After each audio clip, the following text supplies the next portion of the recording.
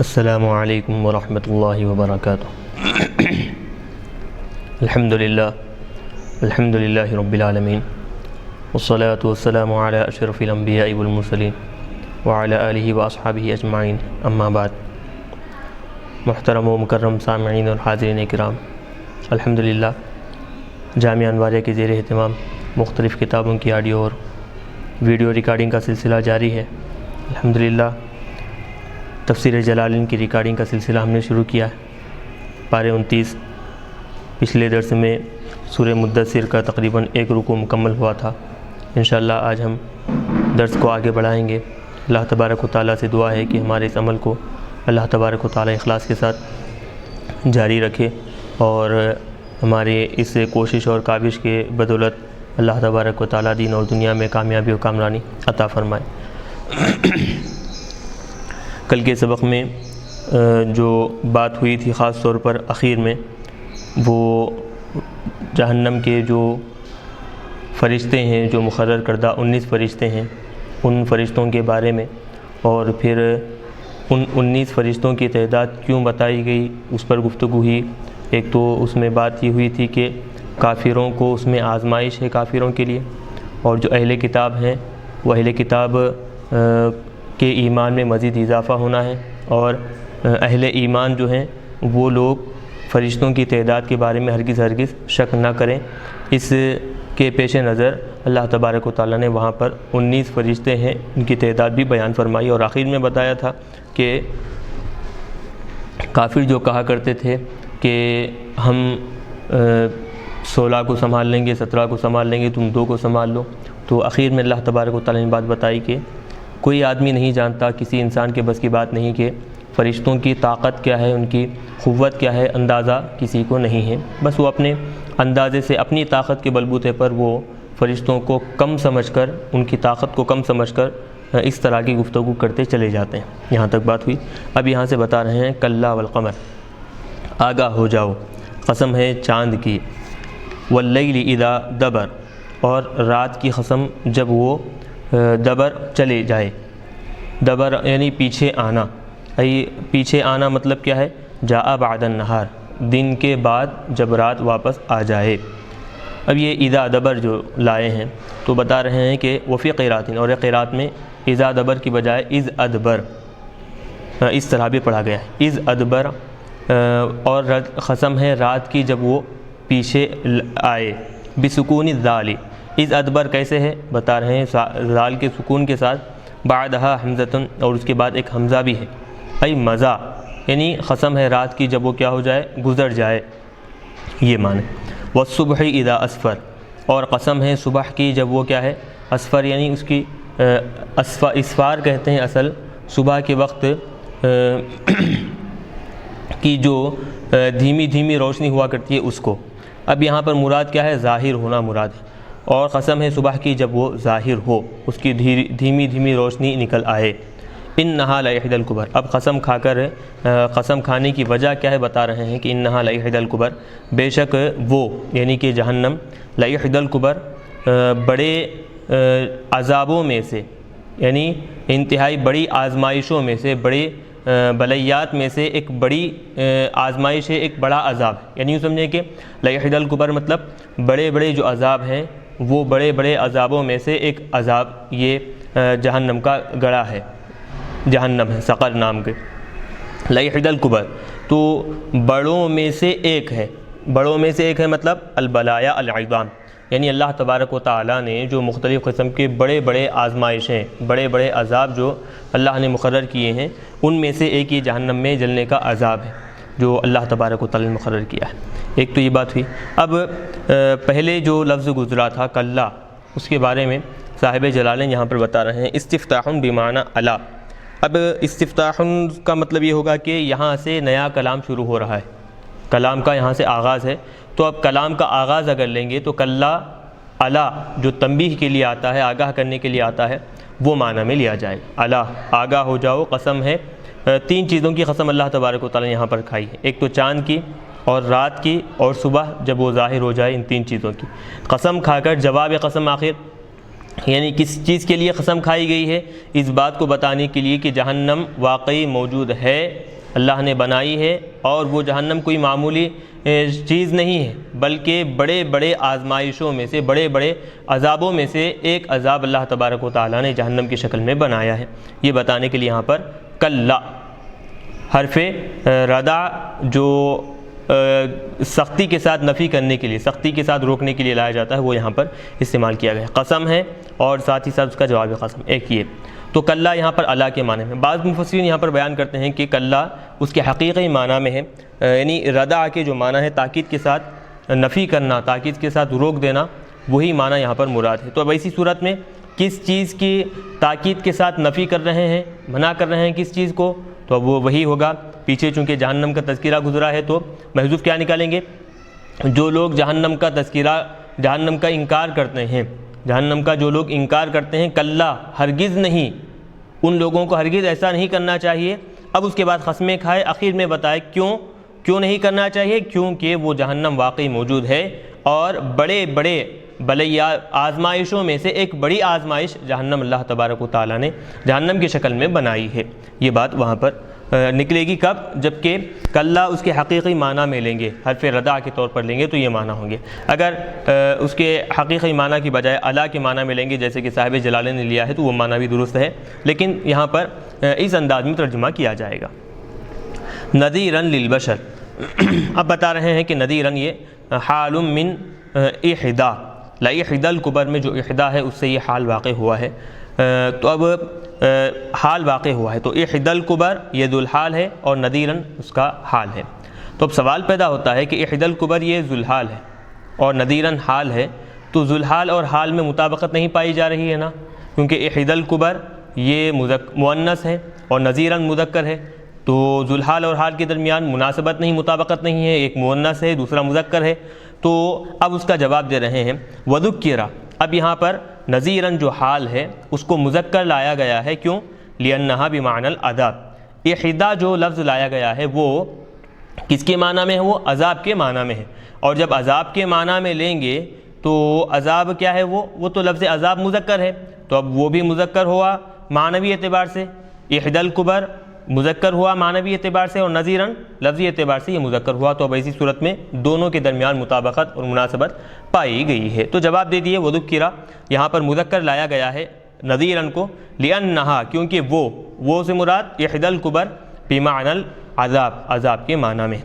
تو بہرحال لإحدى الكبر نذیرا للبشر، تو بے شک وہ جہنم سقر جو عذاب ہے وہ عذابوں میں سب سے بڑا عذاب ہے، آدمی کو، بشر کو ڈرانے کے لیے، ہر اس بشر کو، آگے بدل لا کر بتا رہے ہیں لمن شاء منکم، تم میں سے جو آدمی چاہتا ہے، ان یتقدم کہ ایمان لا کر جنت کے لیے کچھ کام آگے بڑھائے، جنت حاصل کرنے کے لیے کچھ نیکیاں آگے بڑھائے، بھلائی کے کام کرنے کا ارادہ رکھے، جو آدمی اس طرح کا ارادہ کرے تم میں سے، اور عذاب الہی سے، جہنم کے عذاب سے بچے، اور پھر برائی سے بچنے کی جو کوشش کرتا ہو، جو ارادہ رکھتا ہو، تو ہر اس آدمی کے لیے یہ جو جہنم کا تذکرہ ہے یہ ڈرانا ہے، یہ ڈرانے والی شے ہے۔ تو بتا رہے ہیں نذیر للبشر لمن شاء منکم، تم میں سے جو کوئی ارادہ کرے، تم میں سے جو چاہے۔ تو اب لمن شاء منکم یہ ترکیبی اعتبار سے کیا ہے؟ بتا رہے ہیں بدل من البشر، للبشر میں جو البشر ہے اس سے یہ بدل بن کر واقع ہوا ہے حرف جر کے اعادے کے ساتھ۔ ان یتقدم، تم میں سے جو چاہتا ہے، کیا چاہتا ہے؟ کہ ان یتقدم الی الخیر او الجنت بالایمان، ایمان لا کر بھلائی کے کاموں میں وہ آگے بڑھے، یا پھر جنت حاصل کرنے کے لیے وہ نیک کام کرتے ہوئے نیکیوں میں اضافہ کرے، آگے بڑھے، او یتاخر الی الشر، یا پھر وہ پیچھے ہٹے گناہوں سے بچ کر، برے کاموں سے بچ کر، او النار یا دوزخ کے عذاب سے بچ کر، کس کے ذریعے سے؟ کفر کے ذریعے سے، یعنی کفر کو چھوڑ کر جہنم سے بھی بچے گا اور گناہوں سے بھی بچے گا اور برے کاموں سے بھی بچے گا۔ تو تم میں سے جو آدمی نیک کام کرنے کا ارادہ رکھے اور برے کاموں سے بچنے کا ارادہ رکھے تو اس کے لیے یہ جہنم ایک بڑی آزمائش ہے جو کہ ڈرانے والی ہے ایسے آدمی کو، یعنی گناہوں سے بچانے والی ہے اور جنت کی طرف، جنت کا راستہ دکھانے والی ہے۔ یہ معنی یہاں پر نکلیں گے۔ آگے ایک نیا مفہوم بتا رہے ہیں، وہ کیا ہے؟ کل نفس بما کسبت رہینہ، ہر آدمی، ہر نفس جو وہ کر رہا ہے وہ گویا اس کا رہن رکھا ہوا کام ہے، اس کا ہر عمل کیا ہے؟ رہن رکھا ہوا ہے، مرہونۃ، رہن رکھا ہوا ہے۔ تو رہن میں ہوتا کیا ہے؟ آپ دیکھیں کہ ایک چیز دی جاتی ہے پہلے اور پھر بدلے میں وہ چیز واپس لی جاتی ہے، کوئی چیز اس کے عوض میں مالک کے پاس رکھائی جاتی ہے، یہ ایک بات ہوئی۔ تو اب ویسے ہی بالکل ہم جو عمل کر رہے ہیں، ہر نفس بتا رہے ہیں کہ ہر نفس یعنی سارے کے سارے لوگ جو عمل کر رہے ہیں وہ عمل دراصل یہ اللہ تبارک و تعالیٰ کے دربار میں ہم کیا ہے؟ رہن کے طور پر رکھا رہے۔ ہوگا کیا؟ جب ہم اللہ کے دربار میں جائیں گے تو جو چیز ہم آگے کیے ہیں، جو چیز ہم اللہ کے دربار میں رکھائے ہیں، اللہ کے دربار سے وہ چیز ہمیں جزا کے طور پر واپس لوٹا کر دی جائے گی۔ یعنی جو کام ہم کریں گے، اچھی چیز رکھائیں گے تو بدلہ اچھا ہمارے پاس آئے گا، بری چیز اگر ہم اللہ کے دربار میں رکھائیں گے بطور رہن کے تو برا بدلہ اس کا بروز قیامت اللہ تبارک و تعالیٰ کے دربار سے ہمیں حاصل ہوگا۔ تو بتا رہے ہیں کل نفس بما کسبت رہینہ، ہر نفس جو وہ کما رہا ہے وہ کیا ہے؟ رہن کے طور پر ہے، مرہونۃ، رہن رکھا ہوا ہے۔ مطلب کیا ہے؟ مأخوذۃ بعملھا فی النار، آگ میں اس کے اعمال کے بدلے میں اس کو کیا ہے؟ وہ لے لے گا، اپنا رکھا ہوا جو بھی مال ہے وہ سب کا سب کیا ہے؟ اللہ تبارک و تعالیٰ کے دربار میں آگ کی شکل میں وہ لے لے گا۔ نیکیاں اگر کیا ہے تو جنت کی شکل میں لے گا، ثواب کی شکل میں، نعمتوں کی شکل میں لے گا، اور اگر برائیاں کیا ہے تو وہ آگ کی شکل میں وہ اپنے عمل کو حاصل کر لے گا، عمل کا بدلہ حاصل کر لے گا۔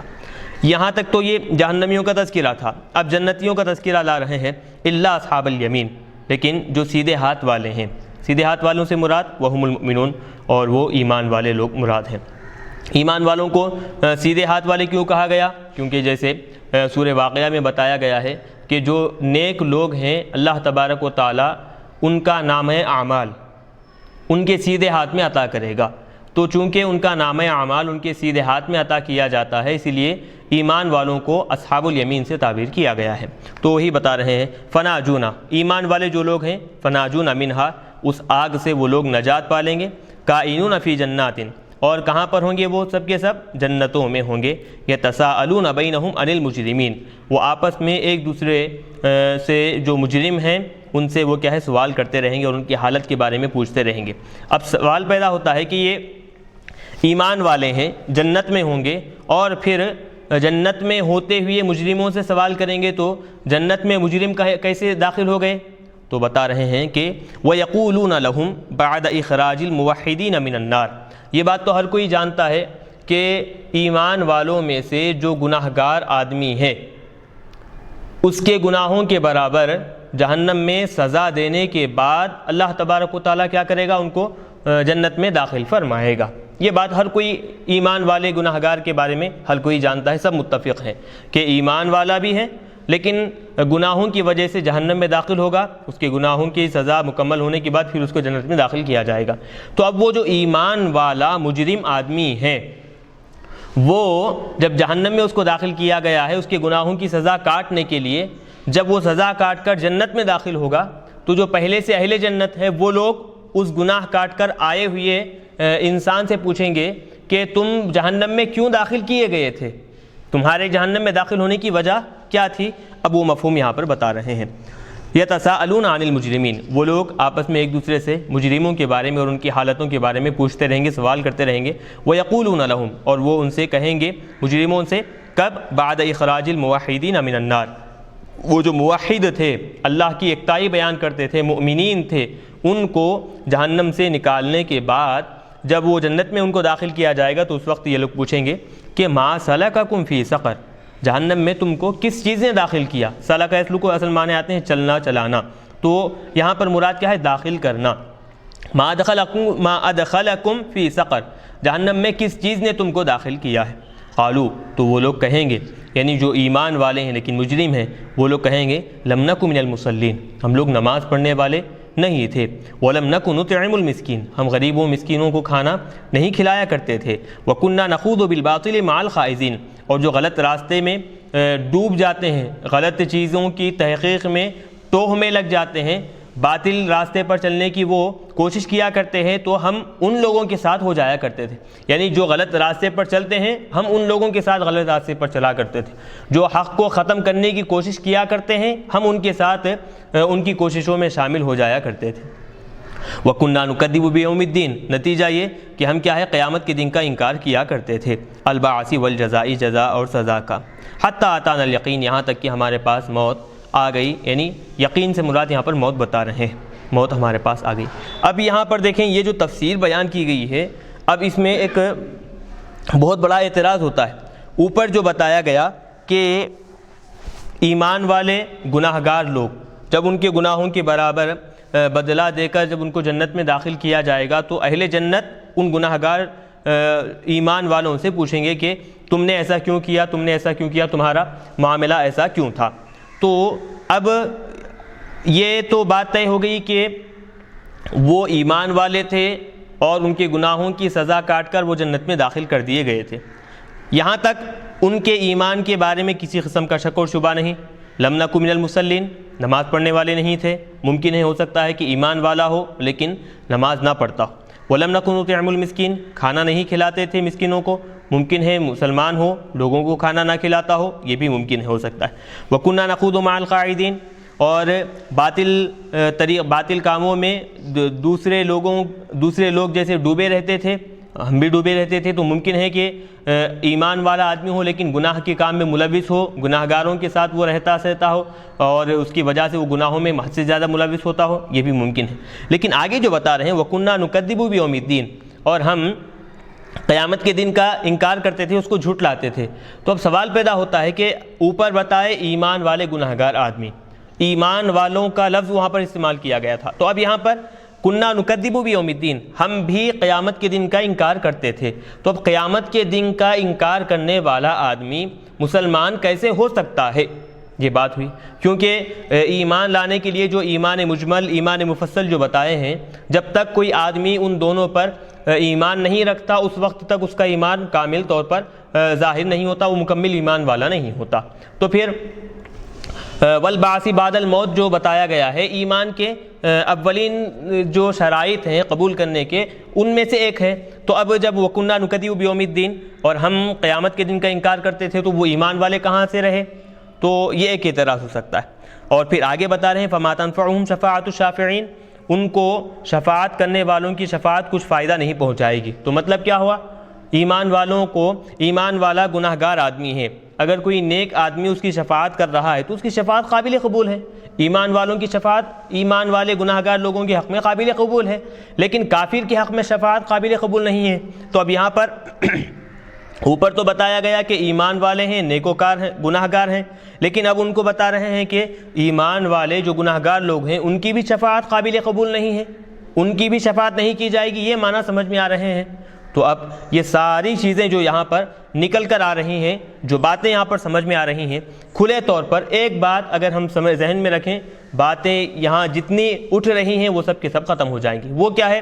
وہ بات یہاں پر دیکھیں، لم نکو من المصلین، یہ ایمان والوں کا قول، لم نکو نطعم المسکین، یہ ایمان والوں کے بارے میں ان کا قول ہے، کنّا نخوض مع القاعدین، یہ بھی یہاں ایمان والوں کا قول ہے، یہ بات ہو گئی۔ اب یہاں سے جو تذکرہ ہو رہا ہے اوپر بتا دیے ہیں بھی، مسلین یعنی نماز پڑھنے والے اور مسکینوں کو کھانا نہ کھلانے والے، یہ تو بتا دیے ہیں۔ تو یہ تین کے بارے میں یہ تو بالکل درست ہے کہ ایمان والوں کے بارے میں یہ تذکرہ ہوا ہے۔ وَكُنَّا نُكَذِّبُ بِيَوْمِ الدِّينِ، اب یہاں سے یہ جو بات ہو رہی ہے یہ بات ایمان والوں کے لیے نہیں، ایمان والوں کے حق میں یا پھر ایمان والوں کی طرف سے نہیں، بلکہ ایمان والے جن کافروں کے ساتھ رہا کرتے تھے، جن کی صحبت سے ان کے ایمان پر اثر پڑا تھا، یہ گناہ گار بنے تھے، اب ان کافروں کا تذکرہ ہو رہا ہے کہ وہ کیسے تھے۔ وہ بالکل قیامت کے دن کا وہ لوگ جھٹلایا کرتے تھے، ساتھی تھے، وہ ایمان والوں کے ساتھ رہا کرتے تھے، وہ کافر لیکن اپنے عقیدے پر برقرار تھے۔ اب کب ان کو پکا یقین ہوا؟ وہ جب موت آئی تو ان کو پکا یقین ہوا، اور جب حالت کفر میں ان کا انتقال ہوا تو ان کے لیے اب کسی قسم کی شفاعت قابل قبول نہیں ہوگی، یہ بات یہاں پر بیان کی گئی، یہ ایک ہوئی۔ اب دوسری چیز، یہ بعض لوگ یہ تفسیر بیان کیے ہیں کہ لم نکو یتساءلون عن المجرمین جو بتائے ہیں، تو ان کے بارے میں مجرمین سے مراد وہ ایمان والے جو کہ جنت میں داخل ہوں گے جہنم میں ان کے گناہوں کی سزا پانے کے بعد. یہ بات مفسرین نے کہا ہے اور صاحب جلالین کا بھی یہی خیال معلوم ہو رہا ہے. یہ ایک بات ہوئی.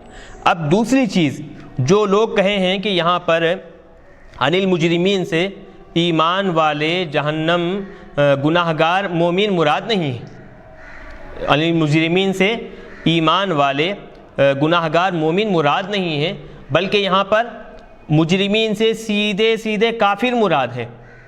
سیدھے سیدھے وہ ایمان والے گناہگار آدمی مراد ہی نہیں، بلکہ سیدھے سیدھے کیا ہے یہاں پر مراد؟ کافر ہی ہے. اور جب کافر ہیں تو سیدھی سیدھی بات ہے کہ ایمان والے جو لوگ ہیں جنت میں رہتے ہوئے کافروں سے خطاب کرتے ہوئے پوچھیں گے. بعض دوسرے مفسرین نے جو بتائی ہے اس کو میں یہاں پر بیان کر رہا ہوں کہ اور وہاں پر سورہ اعراف میں تو یہ بات بالکل ظاہر ہو گئی ہے کہ جنتی جہنمی کو دیکھیں گے اور جہنمی جنتی کو دیکھیں گے اور ایک دوسرے سے بات چیت کریں گے. بلکہ جہنمیوں کے بارے میں یہاں تک آیا ہے کہ جنتیوں سے کچھ نعمتیں طلب کریں گے وہ لوگ کہ تھوڑا سا پانی ہمیں عطا کرو، تھوڑی سی نعمت ہمیں عطا کرو. تو یہ بعض لوگ جہنم میں ہوتے ہوئے جنت میں ہوتے ہوئے دونوں الگ الگ مقام پر ہونے کے باوجود بھی وہ لوگ ایک دوسرے سے بات چیت کریں گے. تو اب یہاں پر تفسیر کیا ہوگی کہ جنتی جنت میں رہتے ہوئے ان کافروں سے ان مجرموں سے پوچھیں گے کہ تمہارے جہنم میں داخل ہونے کی وجہ کیا تھی؟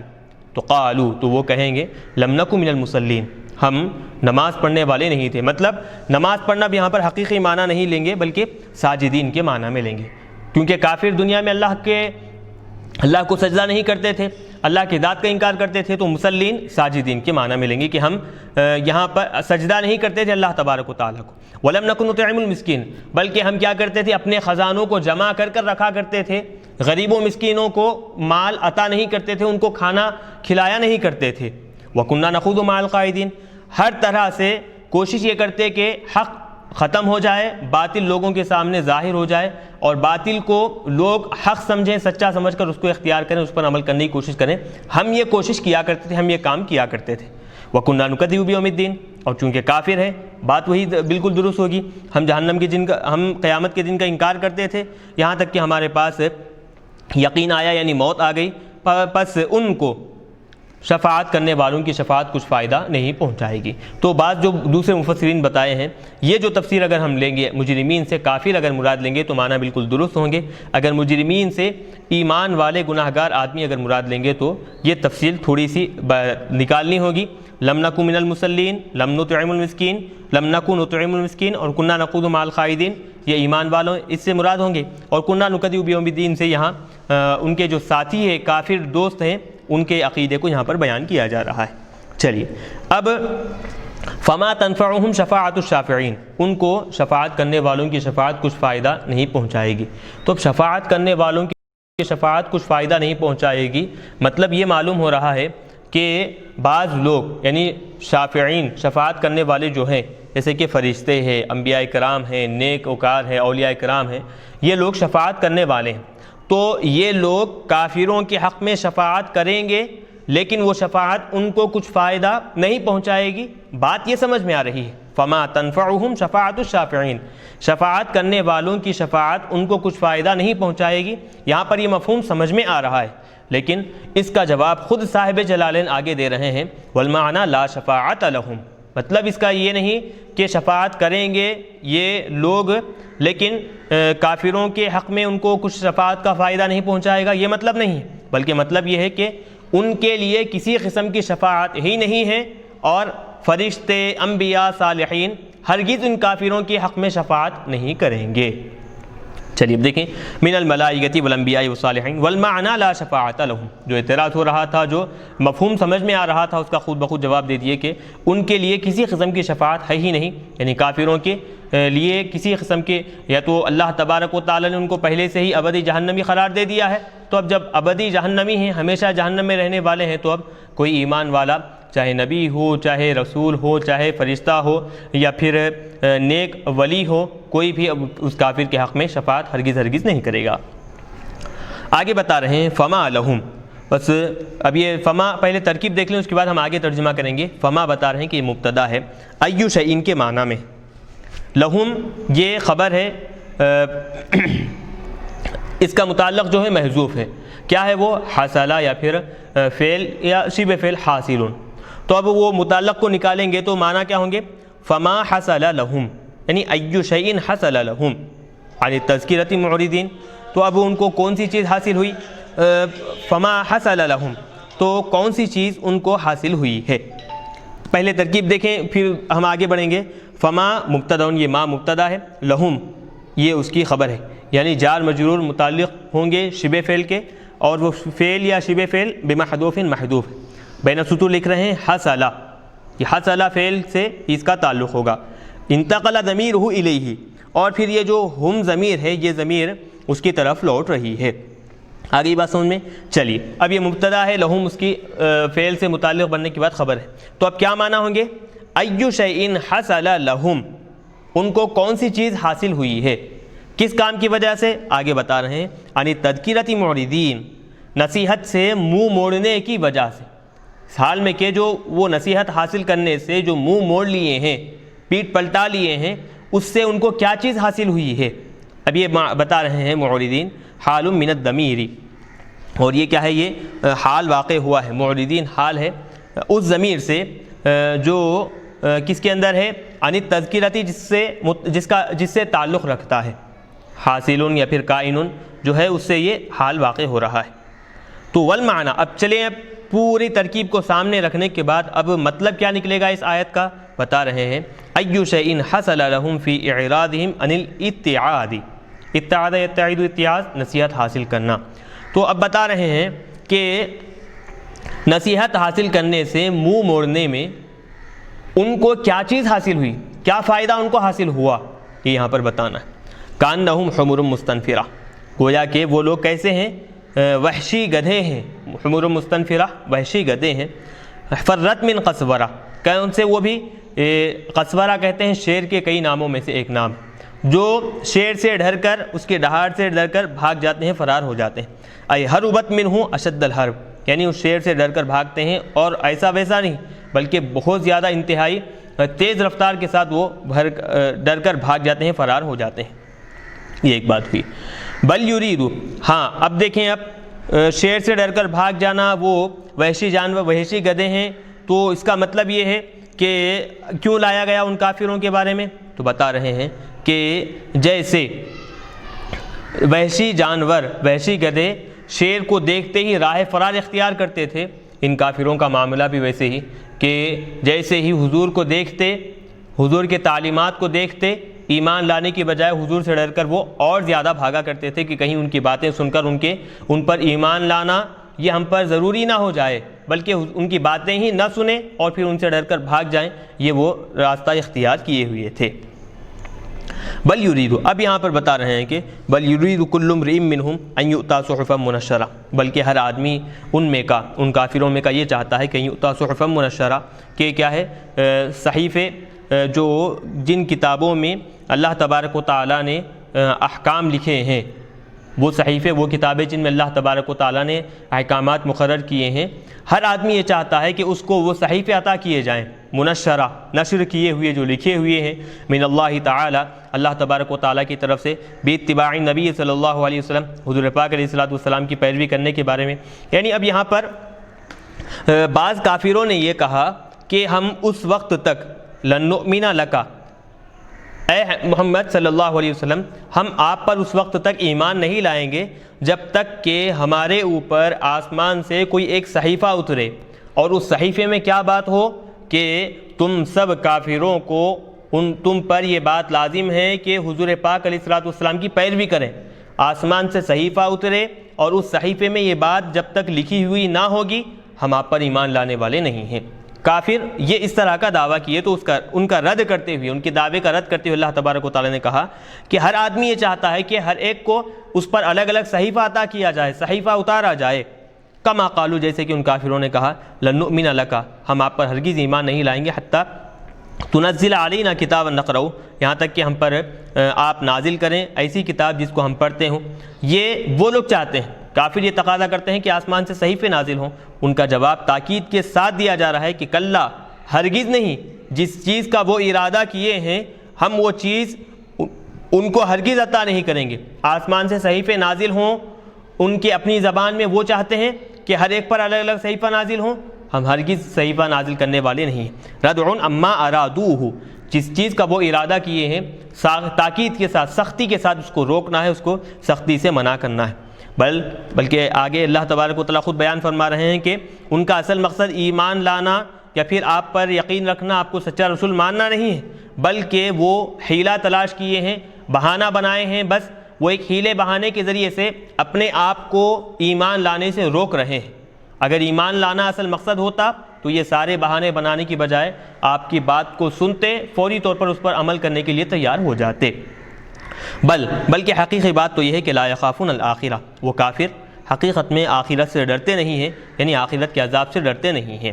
یہاں تک بات ہوئی۔ اب یہاں سے پھر کلہ لایا گیا ہے، جیسے آج کے درس کے آغاز میں جیسے کلہ لایا گیا تھا، وہاں پر جیسے بتایا کہ استفتاح کے لیے ہے، یعنی یہاں سے کلام کے آغاز کے لیے ہے، نیا کلام شروع ہو رہا ہے اس کے لیے ہے، تو کلہ ردع کے لیے بھی تھا اور یہاں پر استفتاح کے لیے بتائے، تو یہاں پر بھی بتا رہے ہیں کہ کلہ استفتاح، یہاں پر بھی استفتاح یعنی کلام کو یہاں سے یوں سمجھیں کہ ایک نیا کلام شروع ہو رہا ہے، تو کلہ اس کے حقیقی معنی میں نہیں رہے گا، بلکہ الا کے معنی میں، جو تنبیہ کے لیے آتا ہے اس کے معنی میں لیں گے۔ الا، آگاہ ہو جاؤ، انہ تذکرۃ، بے شک وہ قرآن پاک نصیحت ہے، فمن شاء ذکرہ، اور اس آدمی کے لیے جو چاہے اس سے نصیحت حاصل کرے، قرأہ، جو اس کو پڑھے گا، فاتعظ بہ، اور اس سے تو جو اس کو پڑھے گا تو اس سے کیا ہے، خود بخود نصیحت حاصل کر لے گا۔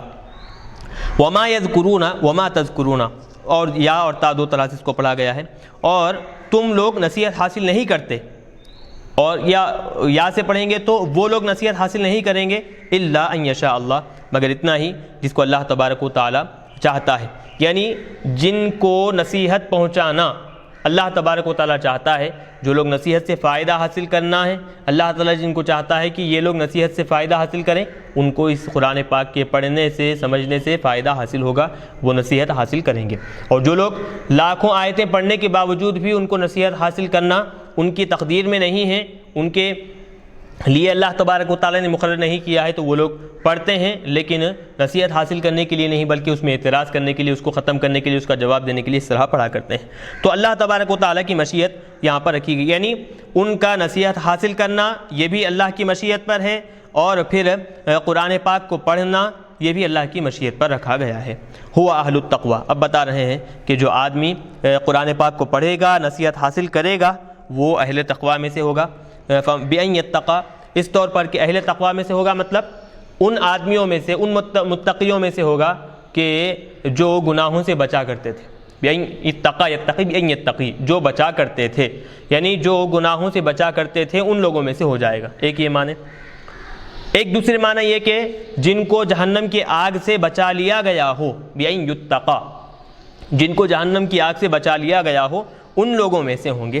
وَأَهْلُ الْمَغْفِرَةِ، اور اہل مغفرت والے لوگوں میں سے ہوں گے۔ بِأَن يُغْفَرَ لِمَنِ اتَّقَاهُ، اب بتا رہے ہیں جو اللہ تبارک و تعالیٰ سے ڈرے گا اور جو گناہوں سے باز آئے گا، قرآن سے نصیحت حاصل کرے گا تو اس کی بخشش کی جائے گی۔ تو بہرحال اب یہاں پر یہ آج کے درس سے لے کر یہاں پر الحمدللہ سبق سورہ مکمل ہوا ہے، سورہ مدثر جو ہے وہ یہاں پر اب مکمل ہوا ہے۔ الحمدللہ ہم اب سورہ قیامہ شروع کرنے جا رہے ہیں، ایک سورہ مکمل ہوا ہے، اب ہم مختصر سا وقفہ لیں گے، پھر اس کے بعد ہم سورہ قیامہ کا آغاز کر دیں گے۔ وصلی اللہ تعالی وسلم علی خیر خلق محمد وآلہ واصحابہ اجمعین برحمتک یا ارحم الراحمین والحمد للہ رب العالمین۔